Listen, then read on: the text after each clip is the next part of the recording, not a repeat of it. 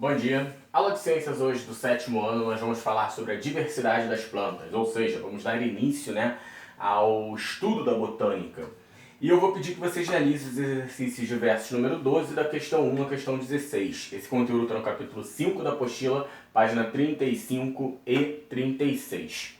Então, gente, a gente terminou o estudo da zoologia, que é o estudo que analisa os animais, o reino animal, tanto do grupo dos invertebrados como dos cordados, lá dos craniata, dos agnatas, dos gimnastostomados, enfim, todo esse imenso grupo da zoologia, do reino animal. E aí agora a gente entra no reino vegetal. Agora a gente começa a estudar, a gente começa a analisar a botânica em si, que é o nome dado, é o termo que a gente usa para falar sobre estudo de vegetais, tá? É o estudo da botânica.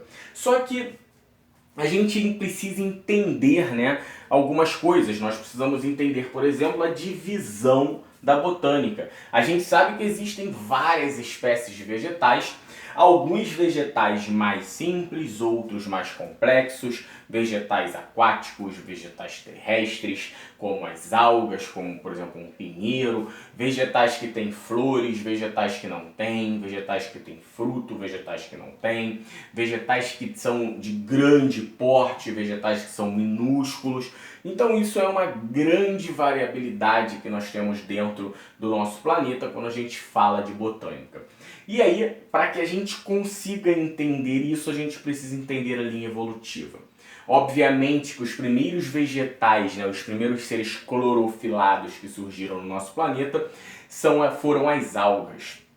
E aí, através dessas algas, nós tivemos processos evolutivos dos quais surgiram o que a gente chama de vegetais terrestres. Então, quando a gente analisa de fato o estudo da botânica, a gente fala mais especificamente no 7º ano, que é o nosso caso, sobre os vegetais terrestres, Mas a gente precisa entender que estes vegetais terrestres, eles vieram sim por uma questão evolutiva, através de uma linha evolutiva das algas inferiores. E aí, gente, quando a gente fala de vegetais terrestres, a gente divide os vegetais terrestres em dois grandes grupos, as criptogamas e as fanerogamas. Esse é um ponto, essa questão das nomenclaturas mais difíceis, não tão, digamos, familiarizada com vocês. É um ponto chato da aula, porque é um ponto que a gente vai ter que sim gravar esses nomes, a gente vai ter sim que começar a se familiarizar com esses nomes, porque esses nomes são os nomes utilizados de fato, tá? Então, dentro do grande grupo dos vegetais terrestres, nós temos essas duas divisões enormes, criptogamas e fanerogamas. As criptogamas, a gente fala que são consideradas vegetais inferiores e as fanerogamas, os vegetais superiores. O simples fato de ser inferior e superior já demonstra pra gente, dentro de uma linha evolutiva, que as criptogamas inferiores surgiram primeiro e depois as superiores fanerogamas vieram depois nesse processo evolutivo, tá? Então a gente estuda esses grupos em ordem evolutiva. E aí, gente, dentro das criptogamas nós temos mais uma subdivisão. As criptogamas nós temos as briófitas e pteridófitas. E dentro das fanerogamas nós temos as gimnospermas e as angiospermas. Cada qual desses 4 grupos nós temos características que vão determinar que ali sejam representadas, como por exemplo, as briófitas, pteridófitas, elas não apresentam sementes. Já as gimnospermas e angiospermas apresentam sementes. E aí, por isso, elas são separadas em vegetais inferiores, ou criptogamas, e vegetais superiores, ou fanerogamas. Por quê? Criptogamas inferiores, que são briófitas e pteridófitas, não apresentam sementes. E fanerogamas superiores, como gimnospermas e angiospermas, apresentam sementes. Isso é o que determina inferiores e superiores? Digamos que principalmente sim, mas só que nós temos diferenças além disso. Por que então que briófitas e pteridófitas, se não apresentam sementes, não são englobadas dentro do mesmo grupo? Porque elas apresentam diferenças entre si. Por que gimnospermas e angiospermas que apresentam sementes não são englobadas dentro do mesmo grupo? Porque elas também vão apresentar diferenças entre si.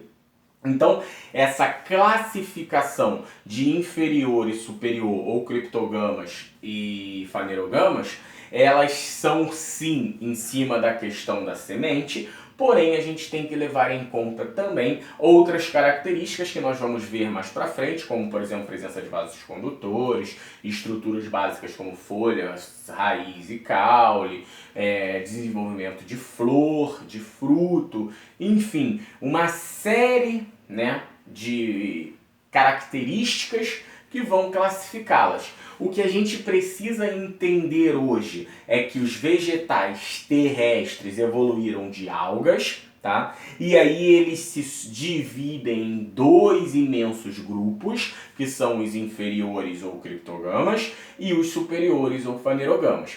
E dentro das criptogamas e fanerogamas nós ainda temos uma subdivisão, que são as criptogamas vão ser representadas pelas briófitas e pteridófitas, e nas fanerogamas elas vão ser representadas pelas gimnospermas e angiospermas. Professor, o senhor me informou que as criptogamas surgiram antes das fanerogamas.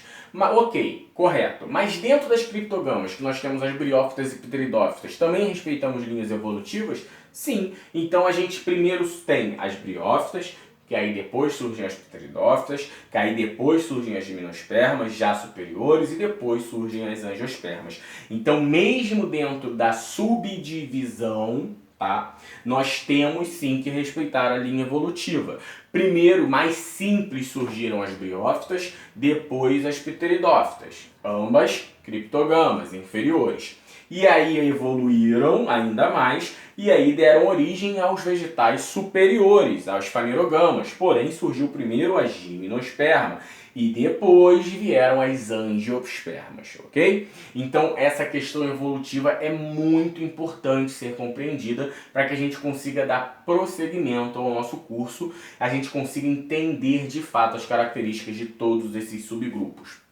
Nas próximas aulas, a gente vai começar a caracterizar de fato esses 4 subgrupos na ordem evolutiva correta, que é briófita, pteridófita, gimnospermas e angiospermas, até que a gente consiga entender quais são essas questões evolutivas, quais são as características que fizeram elas terem sucesso nessa evolução, sucesso nessa conquista do meio terrestre, sucesso na disseminação no globo terrestre, tá? Quais são as estruturas presentes e ausentes em cada grupo. Tudo isso vai ser de extrema importância, ok? Tudo no seu devido tempo.